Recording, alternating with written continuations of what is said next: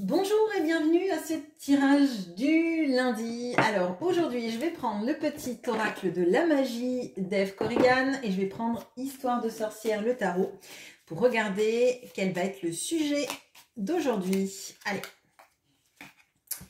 ok, on a le pouvoir, le feu, donc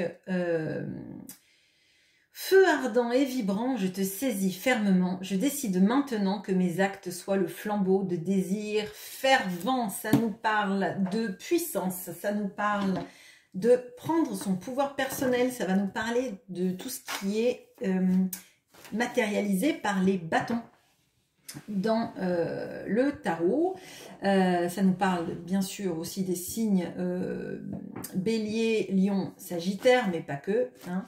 Ça va nous amener à concrétiser des choses dans notre vie, de s'expanser, de mettre en place des projets, d'arrêter même peut-être potentiellement d'être dans un entre-deux, d'être un petit peu, alors pas aménager spécialement la chèvre, le chou, mais dans cette notion-là peut-être de ne pas oser ou de dépasser en tout cas un état dans lequel on était dans une sorte de non-choix. Hein, comme une préparation, ça aurait pu être matérialisé par du 3 de bâton, mais justement, le 2 d'épée, c'est plutôt le mental. Le mental qui fait, je ne sais pas choisir, qu'est-ce que je peux choisir, est-ce que c'est vraiment le moment? Et là, je pense qu'il y a quelque chose à dépasser. Prendre le sceptre, hein, vous voyez là, on a cette notion du sceptre, mais c'est prendre le pouvoir dans ses mains et d'accepter maintenant qu'il y ait une corrélation entre ce que vous désirez vraiment, votre feu ardent, un petit peu comme si vous aviez la flamme olympique dans les mains et vous allez l'amener quelque part, vous allez allumer, je dis allumer le feu, vous allez allumer le feu de votre vie, voyez, vous allez être proactif. Ok, alors, dans quel domaine est-ce que ça va s'exprimer? Ok, alors, on a... Ouais, bon, très clairement, on est sur ça. Là, on reprend du pouvoir. On a l'as de denier, on a le roi de bâton. Je vous ai dit, il y a quelque chose là-dedans. Allez, chercher des opportunités, se créer des opportunités, faire briller, en fait, tout ce que vous avez, tous les projets que vous avez. Là, vous voyez, cet as de denier, il est plus brillant que le soleil parce qu'elle le tient, elle l'a en main, elle a son destin en main, elle a toutes ses capacités en main. Alors, si vous êtes dans une démarche professionnelle, d'avoir envie de mettre en marche un projet, là, c'est vraiment le moment pour initier ça. C'est vraiment le moment de le planifier, mais pas pour quelque chose de trop long, si vous voulez. C'est pas une planification long terme, ça durera dans le long terme, mais c'est quelque chose là où il faut mettre vraiment votre énergie. Il faut mettre votre énergie dans un projet parce que c'est le bon moment, en tout cas pour l'initier, pour aller chercher l'abondance qui vous tend les mains ou que vous tenez, que vous tenez dans les mains. Pardon.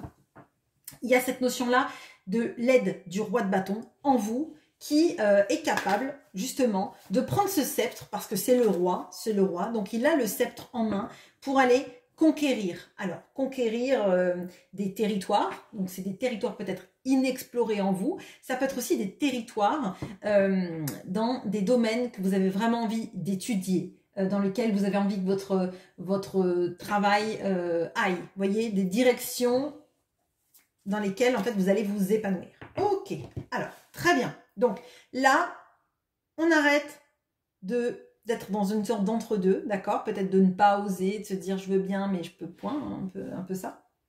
Et là, on initie, on le formalise hein, bien concrètement et on va aller chercher l'abondance, on va aller chercher l'as de denier, on va aller chercher ce qui illumine votre vie. Donc là, vraiment, dans le pro, c'est ça. Si vous êtes à la retraite, il y a cette notion-là peut-être de... alors, ça peut être d'initier un voyage. Ça peut être aussi d'initier une activité, par exemple de bénévolat, etc., qui, en fait, vous qui vous épanouit, qui fasse un peu briller ce que vous avez à l'intérieur de vous. Peut-être que là, vous avez été pendant longtemps dans une situation où vous vous êtes un peu renfermé sur vous-même. Il y avait une sorte de non-expansion de vous. Et là, en fait, on vous dit, ben, si vous allez faire ce qui vous passionne, alors ça peut être du bénévolat, mais ça peut être aussi une activité qui vous plaît, ça vous permet de vous épanouir et d'ouvrir ce champ en vous qui était un petit peu en jachère, hein, je vais dire. Bon, ok, alors, comment profiter à fond de cette énergie de feu qui vous tend les bras cette semaine? Ok.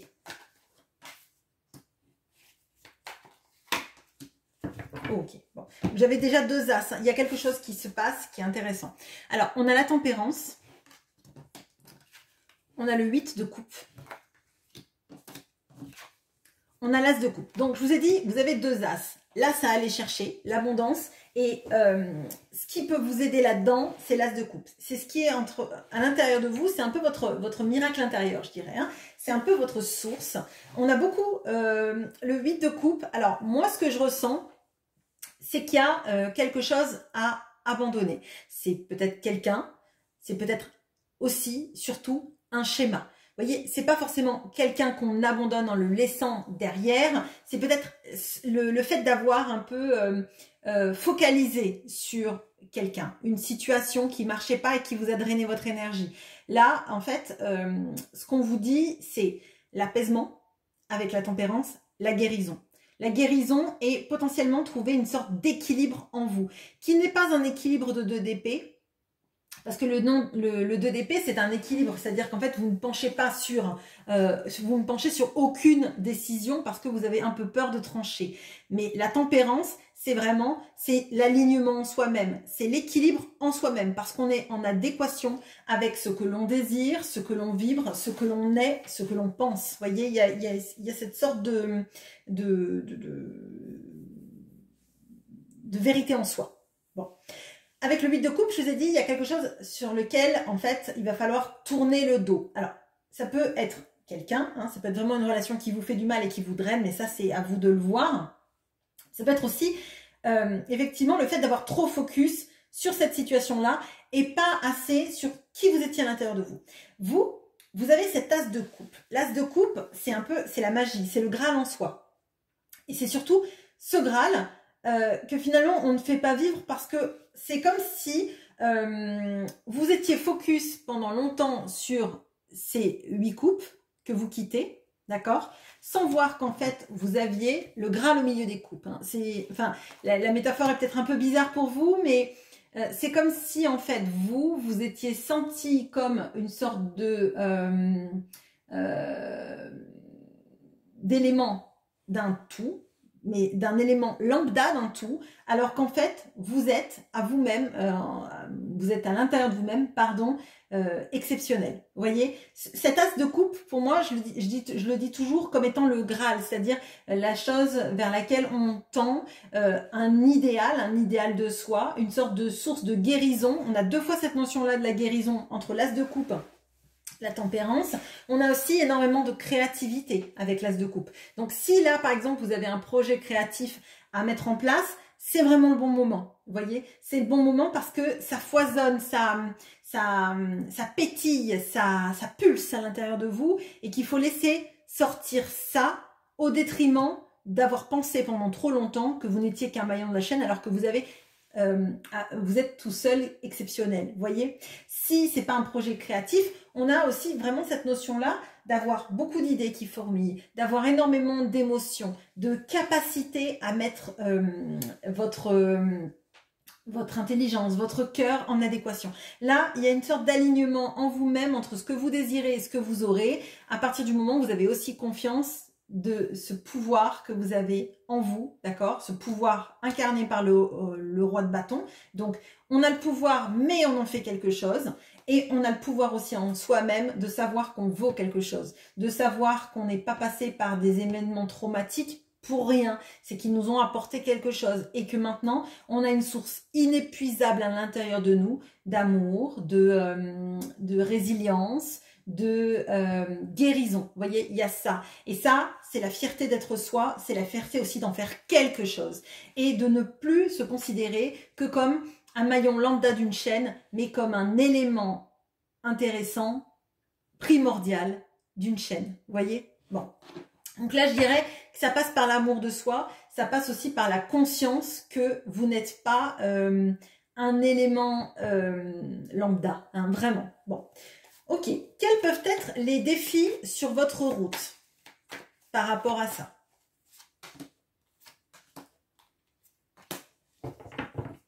Ok, alors, on a l'empereur, le 4 d'épée,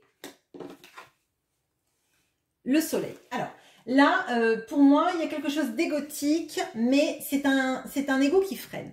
Bon, c'est pas le vôtre, je le ressens pas comme ça, c'est plutôt pour nous rappeler cet as de couple, bon, c'est plutôt de vous dire qu'en fait, oui peut-être, que vous voyez qu'autour de vous, des gens réussissent mieux, ont plus le projecteur qui est braqué sur eux, que eux réussissent mieux dans leur couple, dans leur vie professionnelle, dans leur vie familiale, dans leur vie tout court, en fait, sur plein d'aspects, et que ça vous freine, en fait. Le point négatif, je dirais, c'est la comparaison avec ceux qui réussissent bien, entre mieux et bien, bon, voilà. Et en fait, c'est de la poudre aux yeux, tout ça, d'accord? Ce que l'on vous montre n'est pas forcément, ce qui existe, d'accord? C'est pas parce que vous voyez des gens qui brillent, des gens qui en font des caisses, qui ont l'air tellement mieux, plus épanouis, qui ont plus de reconnaissance, plus de, je sais pas, un plus gros salaire, plus d'amis, plus de famille, plus de gens qui leur disent qu'ils les aiment, qu'ils les idolâtrent, etc., que ce n'est pas de la poudre aux yeux. Et il ne faudrait pas que ça vous freine dans votre processus, parce que vous avez cet as de coupe, et l'as de coupe, alors, il ne battra pas des arcanes majeures, on est bien d'accord, mais il bat largement le 4 d'épée. Le 4 d'épée a besoin de repos pour guérir. L'as de coupe, elle a juste besoin de boire à sa coupe ou d'avoir conscience qu'elle a une coupe pour guérir. Vous voyez, il y a de ça, d'accord?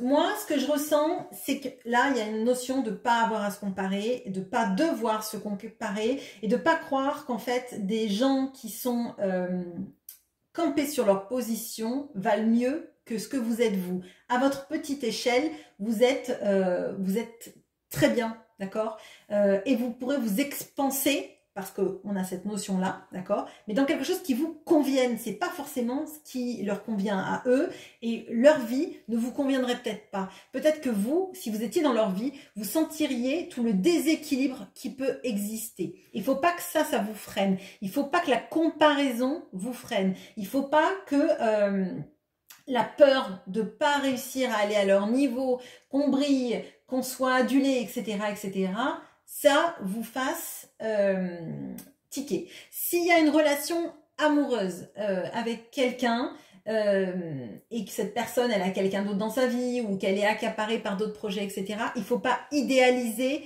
les tierces personnes qui sont dans la vie de cette personne que vous aimez. Vous voyez, c'est pas parce que la vitrine est jolie qu'à l'intérieur, c'est pas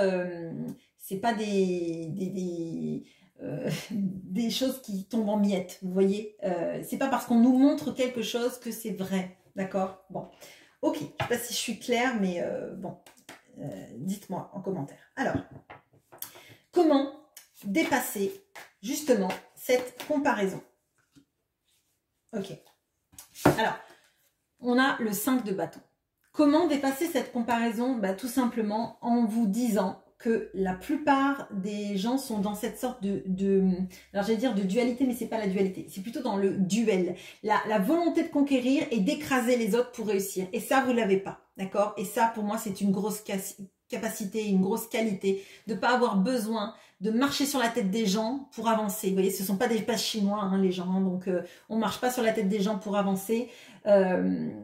Et ça, en fait, c'est une qualité que vous avez. C'est-à-dire que vous n'avez pas besoin d'écraser les gens pour survivre. Vous n'avez pas besoin d'avoir les dents qui rayent le plancher comme si vous étiez un tigre à dents de sabre pour avancer. Ça n'existe plus les tigres à dents de sabre, donc c'est bien que ça n'avait pas tellement d'utilité. dans la vie de tous les jours. Bon, bref, ça va être sympa à la préhistoire, mais maintenant, ça sert plus à rien. Bon, donc là, il y a quelque chose sur la reconnaissance de qui vous êtes, de vos valeurs intrinsèques, et de se dire que vous n'avez jamais eu besoin d'écraser les gens pour réussir, et que votre réussite, du coup, elle est légitime. Elle est légitime, et que pour ça, vous pouvez en être fier. Il y a peut-être une notion, là, justement, de quitter des schémas. Alors, ça peut être des collègues qui sont justement dans s'approprier votre victoire, s'approprier, être toujours dans la lutte, être toujours dans la notion de compétition, dans une histoire amoureuse. C'est aussi peut-être ça, quelqu'un qui vous met toujours en concurrence, peut-être, ou quelqu'un qui est toujours en train de vous parler de machin ou de machine, qui a fait ci ou ça, etc. Ben, vous pouvez mettre un stop, enfin dire stop, en tout cas je ne veux pas entendre parler de ça. Si tu es si bien avec machine, bah reste avec machine. Vous voyez ce genre de choses. Ok, bon. Un petit mot de la fin, un petit conseil, bah, du coup ce sera allé assez vite. Allez, un petit mot, un petit conseil pour vous. Ouais. Vous récolterez. Peut-être que les choses prendront du temps, mais en tout cas en les ayant initiées là, vous récolterez. Le 7 de denier nous apprend la patience, mais il nous apprend surtout que quand on a semé des graines, on récolte les graines. Je ne parle pas de karma, etc. Là, je parle vraiment de les magnifiques graines que vous avez semées et que vous allez semer là. En tout cas, vraiment, si vous êtes à l'aube d'un projet que vous voulez mener à bien, c'est le moment d'engager ça. C'est le moment d'être proactif parce que vous récolterez. Voilà.